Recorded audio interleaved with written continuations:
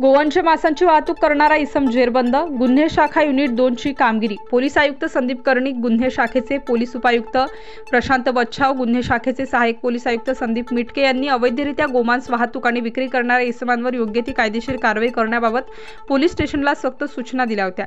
त्या अनुषंगाने तपास करताना युनिट क्रमांक 2 चे पोलीस अंमलदार तेजस मते यांना गुप्त बातमीदारामार्फत बातमी मिळाली की इंदिरानगर पोलीस स्टेशन हद्दीत वडाळा गाव नाशिक येथे सेंट सादिक स्कूलकडे जाणाऱ्या रोडवर एक इसम हा गोवंश जनावरांची कत्तल करून त्याचे मांस विक्री करण्याकरिता टेम्पो क्रमांक MH 41 AU 4049 ही गाडी घेऊन येणार आहे। ही माहिती मिळाल्याने त्यांनी सदर बातमी ही पोलीस निरीक्षक विद्यासागर श्रीमनवार यांना कळविल्याने त्यांनी सदर बातमीची खात्री करून कारवाई करा असा आदेश दिला।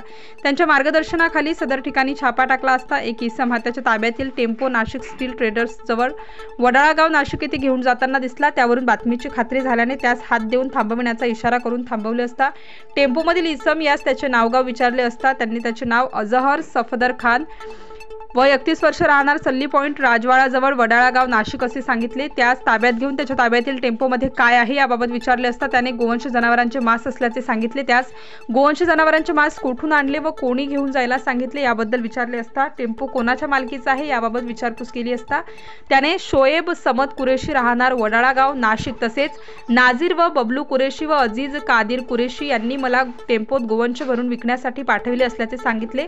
त्यास ताब्यात घेऊन सुमारे 725 किलो अंदाजे वजन असलेले मांस मिळाले।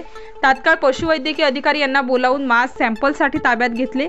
सदरचे मांस हे तो विक्री करण्याकरिता नेत असल्याचे निष्पन्न झाले। त्यावर पंचनामा करून वाहनांसह एकूण 6,45,000 रुपये किमतीचा मुद्देमाल ताब्यात घेऊन संशयित आरोपी अजहर सफदर खान याच्या विरुद्ध महाराष्ट्र प्राणी संरक्षण अधिनियम 1995 चे सुधारित कलम 2015 चे कलमप्रमाणे इंदिरानगर पोलीस ठाण्यात गुन्हा नोंदविण्यात आला। ठाणेच ताब्यात देण्यात आले आहे।